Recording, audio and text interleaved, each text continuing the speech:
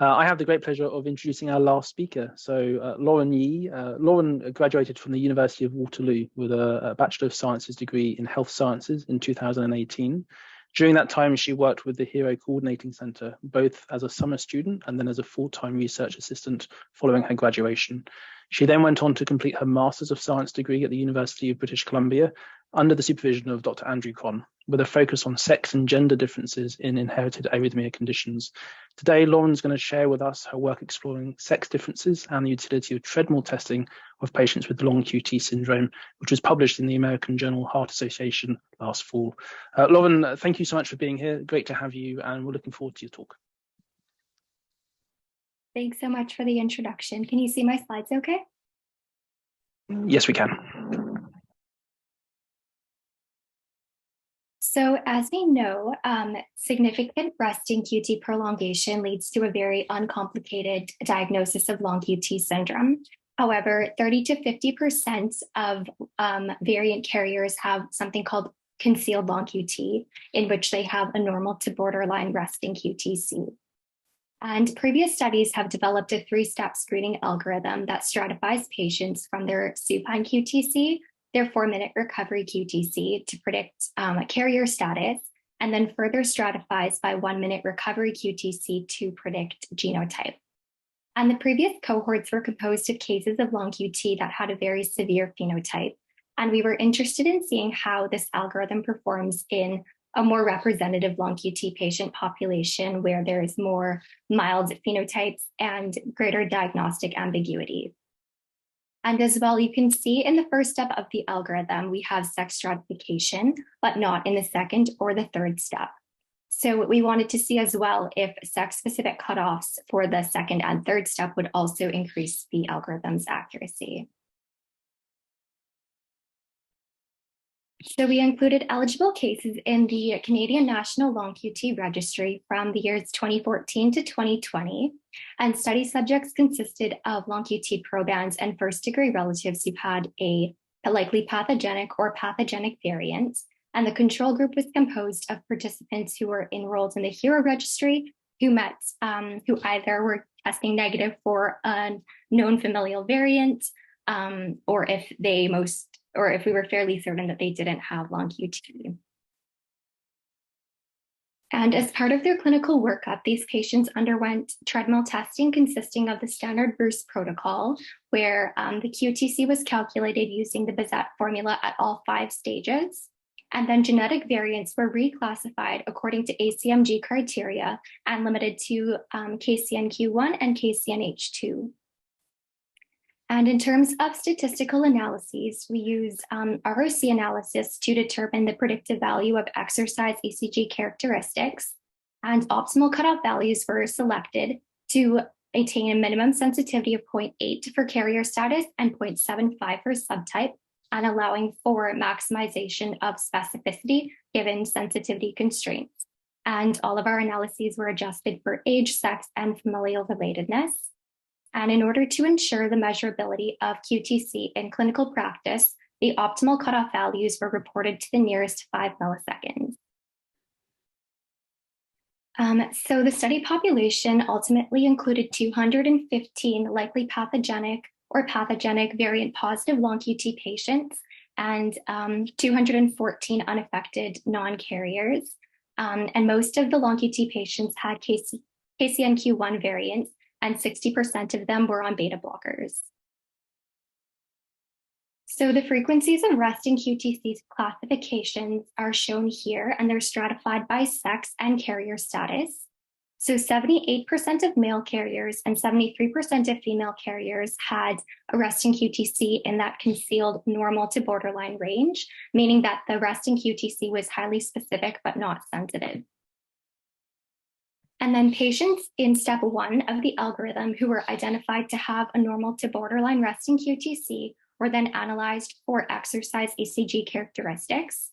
And we found that the 4-minute recovery QTc had the greatest predictive value for both males and females, so serving as step 2 in the algorithm. And males had an optimal cutoff value of 440 milliseconds, while females had an optimal cutoff value of 450.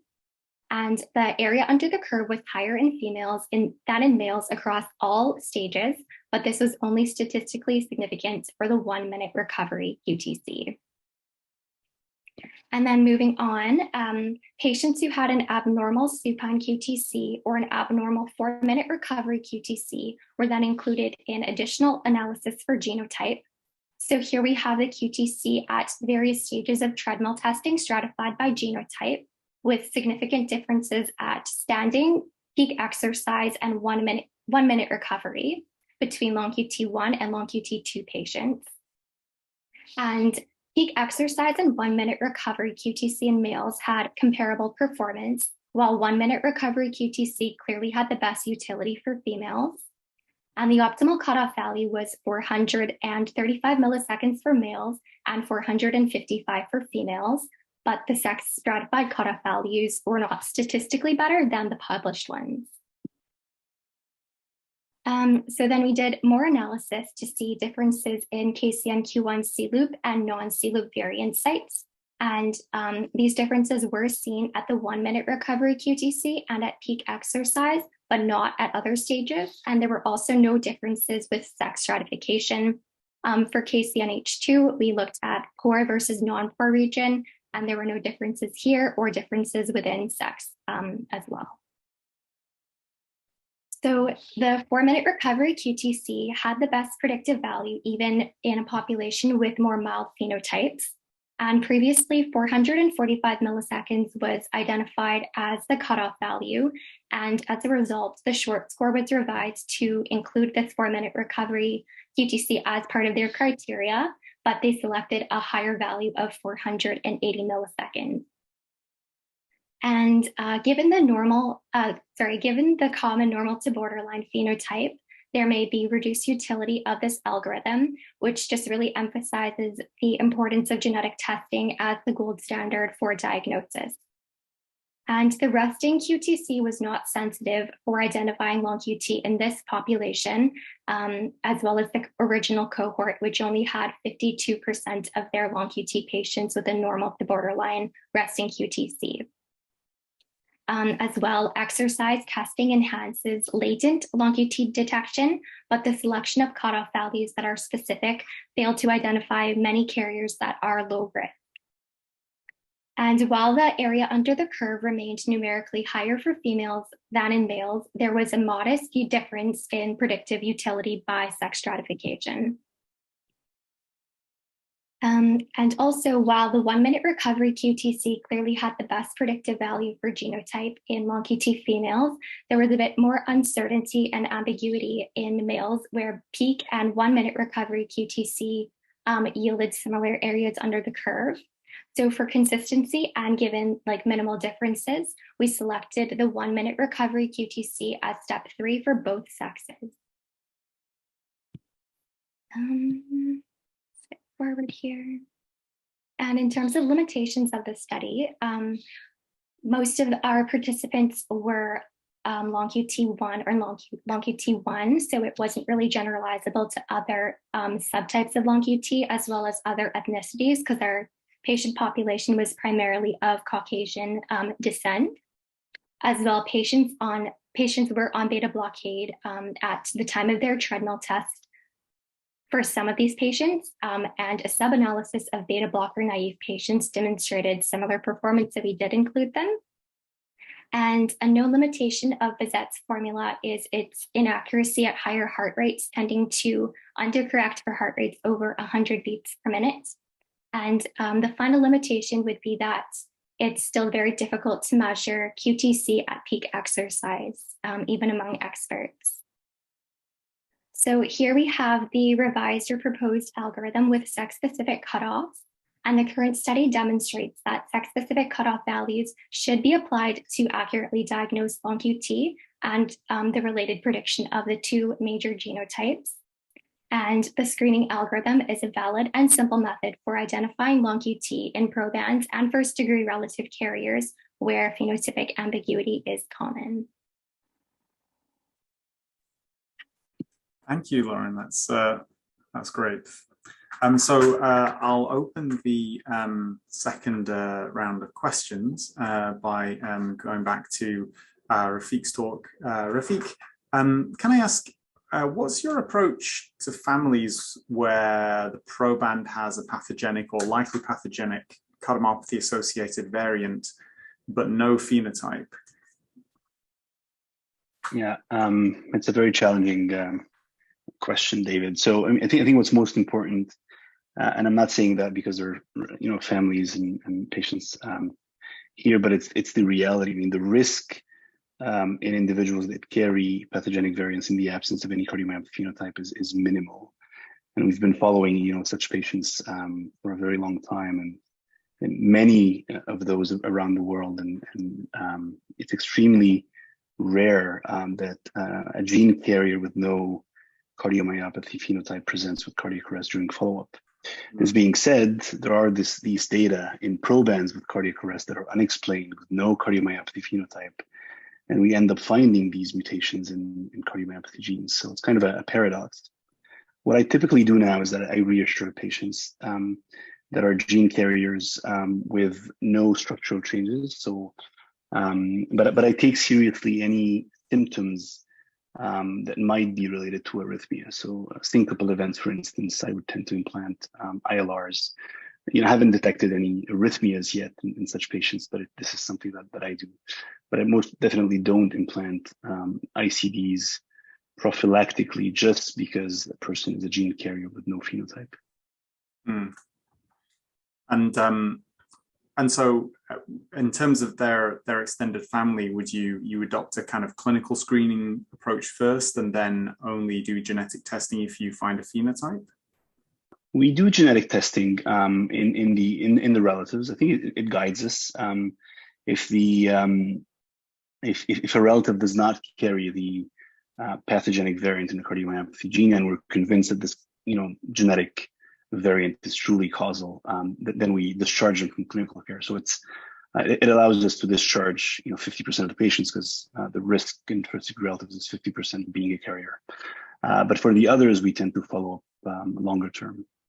And also we adapt depending on the variants. It's not a reality now for pathogenic variants it's not black and white. Some variants are much less penetrant than others, and so we adapt our genetic counseling based on the likelihood of this variant, becoming or causing a cardiomyopathy phenotype when the initial evaluation is normal, and we adapt it also to patient's age. But we tend to offer genetic testing in relatives for concealed cardiomyopathy cases. Okay. And a question posed by Andrew was, do you have, what's your approach in terms of the choice of imaging modality for following these patients? Do you find that the echo is sufficient? Do you MRI them on a regular basis for greater sensitivity? And as a corollary to that, if you find that their clinical testing has been negative for 10 years, is there a point at which you would stop repeatedly imaging them? Is there an age cutoff? So are you referring to unexplained cardiac arrest? Yeah. Well, no. In a patient with a cardiomyopathy associated likely pathogenic variant where the phenotype is negative. Yeah, I mean, we tend to, depending on the disease that's been linked with that specific variant. So for HCM, we tend to stop screening around age of 50 or so. For DCM causing variants, we tend to extend longer periods of times. And for ARVC, I mean, it's more rare, so we're not quite sure, but somewhere between the 50 and 60 would probably be reasonable to stop. Of course, we extend. We're more aggressive in individuals that presented with cardiac arrest because we feel that there's an active disease there, and so we tend to follow them a bit more regularly with imaging, as opposed to unaffected carriers with no arrhythmia and no cardiomyopathy phenotype. Does that answer your question, David? Yes. Thank you. Lauren, if I can ask a question for you as well, if that's okay. Great presentation. Thank you so much. Could you give any insight into the utility of the test in women, particularly given hormonal changes? So is there a difference in utility for prepubertal, menstrual, postmenopausal women in the test? Yeah, that's a great question. So we did include pediatric and adult patients in the study, and we suspect that because the pediatric patients wouldn't really have the effects of sex hormones yet, kind of implicating the QT interval, it might have actually kind of hampered the results in a way, just given that estrogen has been suggested to prolong the QT interval, whereas progesterone might have potentially shortening protective effects. I think there's definitely some further stratification that can be done there. For sure. And what about in younger males, for instance? Do you see any differences there as well? Yeah, that's an excellent question. I'm not totally sure off the top of my head, but if anybody has an idea, feel free to jump in. No, I was asking out of curiosity as well. And the only other question I was going to ask you actually was about, you highlighted the challenge of measuring the QTC in sometimes 5 milliseconds on an ECG. That's pretty tough for our eyes. During the study, did you use electronic means to measure the QT? How did you do it in the study? Yes, so for this study, we had Han and Dr. Kron do most of the measurements of the interval, and they used our online system called PDG, and it is all electronic and really cool calipers and all that stuff. Fantastic. Is that open for anybody to use, or is that just for you guys? It is, yeah. There is a free version that's available. Oh, Brianna just posted it in the chat. There we go. Thank you, Brianna. That's fantastic. Thank you so much. Time-wise, we're actually doing pretty well. So we were wondering whether, if there are other questions for the other two speakers, we could bring things together just for a little bit longer, just to ask those questions if you have any more that you want to ask. So probably another 7 or 8 minutes or so, we've got just to ask questions to the whole group. So if I can welcome back the other two speakers as well, that would be fantastic.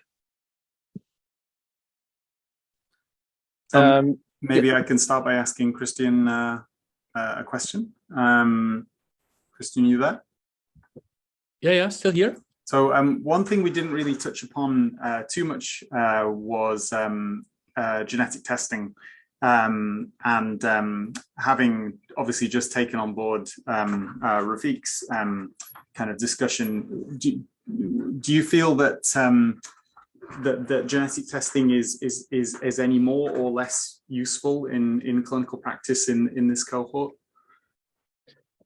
No, I think it is, because so what we know, for the interest of time, is so in the Netherlands there is a subset of SCVF patients that is genetically related to a risk haplotypes or a genetic mutation, the non-coding part of the DPP6 gene. So this hasn't been reported outside of the Netherlands, and we did in our SCVF cohort also whole exome sequencing.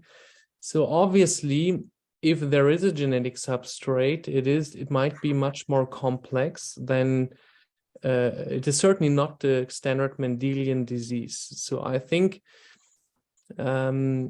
maybe we will see. I think we have to start with this, but I'm pretty sure over the next few years, with the rise of more tools for complex genetic disease, we might eventually find a common denominator to explain better.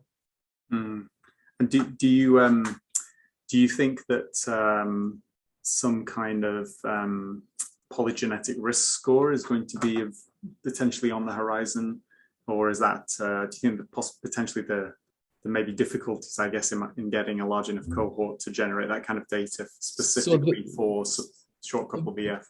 Exactly. So this is so. Actually, I would love to do that. The big problem is to get a pure SCVF phenotype cohort. So what we have seen historically, a lot of SCVF cases are actually no SCVF cases. Down the road, it is early repol.